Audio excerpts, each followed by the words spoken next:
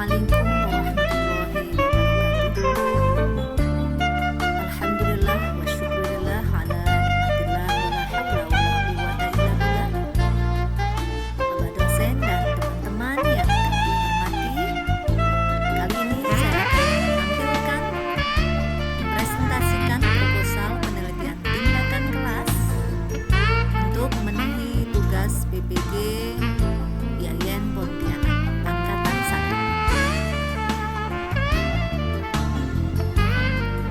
Untuk judul proposal penelitian tindakan kelas, saya mengambil judul penerapan metode murojaah dalam meningkatkan prestasi belajar Quran hadis siswa kelas 6 MI Ma'arif Al-Falah Joyokusumo, Tarakan Canggah, Banjarnegara.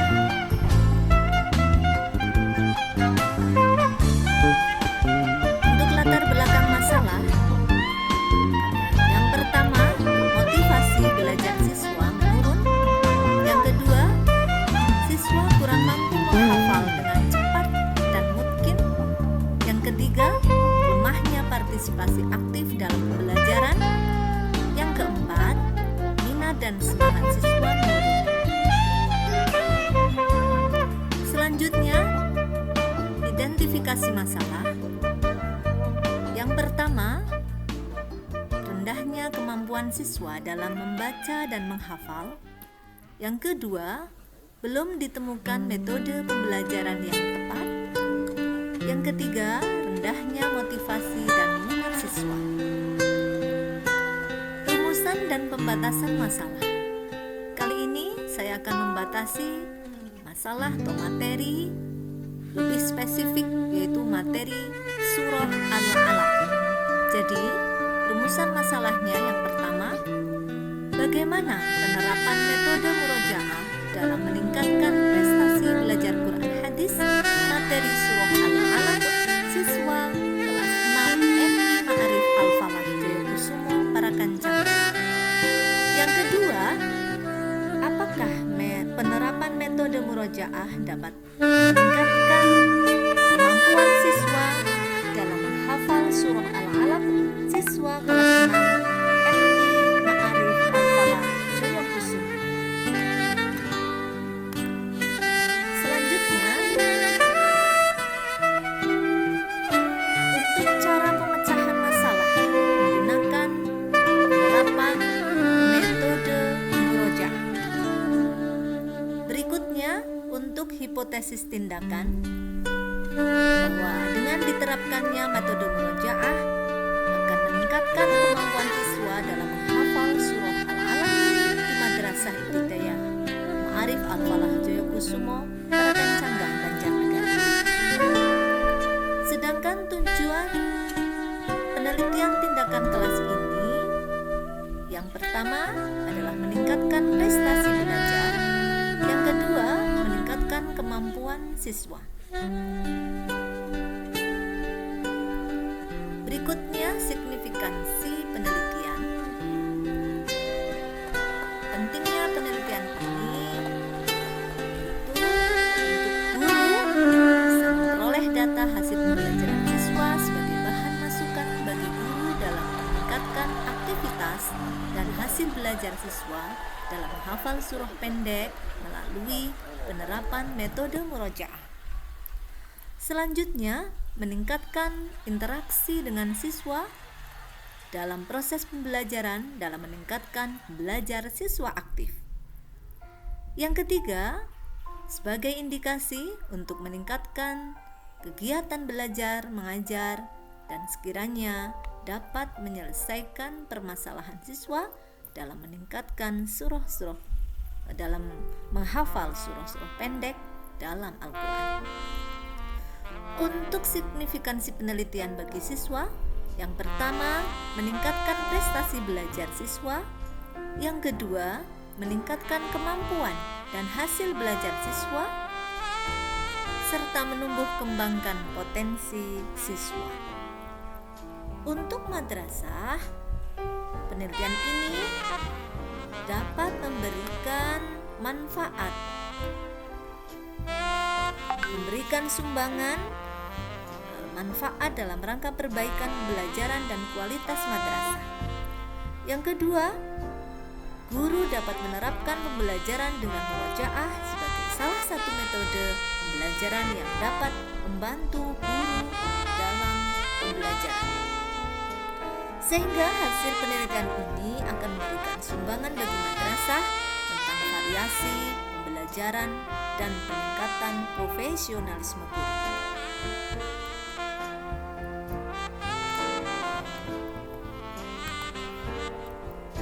Selanjutnya, untuk kajian pustaka terkait metode menurut para ahli, menurut Knox dalam buku Dasar-Dasar Pendidikan Sains adalah suatu cara untuk melangkah maju dengan terencana dan teratur untuk mencapai tujuan tertentu dengan sadar mempergunakan pengetahuan-pengetahuan sistematis untuk keadaan yang berbeda-beda. Menurut Ahmad Tafsir dalam bukunya Metode Pengajaran Agama Islam, metode adalah istilah yang digunakan untuk mengungkapkan pengertian. Sedangkan murojaah berasal dari bahasa Arab roja'a yarji'u roja'an, artinya kembali. Sedangkan secara istilah ialah mengulang kembali, mengingat kembali sesuatu yang telah dihafalnya. Murojaah juga bisa disebut sebagai metode pengulangan berkala. Ada beberapa materi pelajaran yang memang perlu untuk dihafalkan, dan setelah dihafalkan masih perlu untuk diulang-ulang atau murojaah. Sehingga metode murojaah itu merupakan solusi untuk selalu mengingat hafalan kita, untuk melestarikan dan menjaga kelestarian hafalan Al-Quran. Tanpa adanya murojaah, maka rusak hafalan kita. Selanjutnya, prestasi belajar. Menurut Yamarah dan Armadi, prestasi adalah hasil dari suatu kegiatan yang telah dikerjakan, diciptakan baik secara individu maupun secara kelompok. Prestasi dapat dicapai dengan mengandalkan kemampuan intelektual, emosional, dan spiritual serta ketahanan diri dalam menghadapi situasi segala aspek kehidupan. Menurut G. Vesta dan Thompson dalam Rusman 2017-77, belajar merupakan perubahan perilaku yang relatif menetap sebagai hasil dari pengalaman individu. Maka dengan adanya definisi tersebut di atas, disimpulkan bahwa belajar adalah proses memperoleh pengetahuan dan pengalaman dalam wujud perubahan tingkah laku dan kemampuan bereaksi yang relatif permanen atau menetap karena adanya interaksi individu dengan lingkungannya. Sedangkan Al-Quran Hadis didefinisikan oleh Dr. Yusuf Al-Qasim bahwa Al-Quran adalah kalam mukjizat yang diturunkan kepada Nabi Muhammad, yang tertulis dalam mushaf, yang diriwayatkan dengan mutawatir, dan membacanya adalah ibadah. Sedangkan hadis, menurut istilah hadis, yang dimaksud dengan as-sunnah atau hadis adalah segala yang disandarkan kepada Nabi Muhammad, baik yang berupa perkataan, perbuatan, dan pengakuan atau ketetapan Rasulullah yang berposisi sebagai petunjuk dan tasyrik. Selanjutnya, untuk metodologi penelitian, settingannya kami meneliti di MI Ma'arif Al-Falah Jayakusumo untuk mata pelajaran Al-Quran Hadis. Sebagai subjek penelitian adalah siswa kelas 6 dengan jumlah siswa sebanyak 17 orang. Lokasi madrasah ini berada di Kelurahan Parakan Canggah, Banjarnegara. Untuk prosedurnya, ada 2 siklus secara berkelanjutan dalam 1 semester. Setiap siklus dilaksanakan dengan menyelesaikan 1 kompetensi dasar selama 3 kali pertemuan. Siklus 1 dilaksanakan bulan Juli 2020, siklus 2 Agustus 2020. Langkah-langkahnya ada tahapan perencanaan, pelaksanaan tindakan, pengamatan, dan refleksi. Ya. Untuk perencanaan, kami menyusun rencana pembelajaran tentang menghafal surah Al-Alaq secara benar dan pasti. Kemudian kami membuat soal-soal pretest dan membuat soal post-test.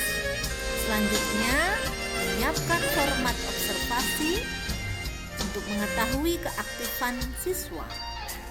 Dalam pelaksanaan tindakan, siswa diberikan soal pretest dengan materi prasyarat yang harus dikuasai. Guru menyampaikan materi dengan ceramah dan drill. Masing-masing siswa harus menghafal surah Al-Alaq dengan benar dan pasti. Selanjutnya, guru melakukan tes akhir untuk mengukur kemampuan siswa. Pada saat pengamatan, situasi kegiatan belajar mengajar yang terdiri dari 3 komponen, siswa senang belajar, siswa antusias dalam belajar. Untuk kemampuan siswa dalam menghafal Al-Quran secara benar dan pasti. Pada refleksi, hasil pengetahuan yang diperoleh selama proses belajar mengajar langsung dianalisa. Kemudian, berdasar hasil analisa ini, guru melakukan refleksi diri untuk menentukan keberhasilan penelitian dan merencanakan tindakan berikutnya.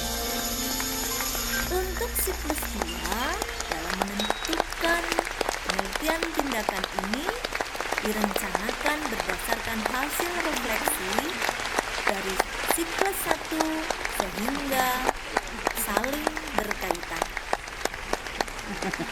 Untuk data dan analisis, kami menyiapkan data aktivitas untuk menunjukkan motivasi belajar siswa. Yang kedua, data nilai hafalan dan ulangan harian siswa. Yang ketiga adalah wawancara. Yang keempat adalah semua hasil observasi, catatan, dan hasil ulangan siswa pada siklus pertama dibandingkan dengan siklus yang kedua. Data-data tersebut sebagian besar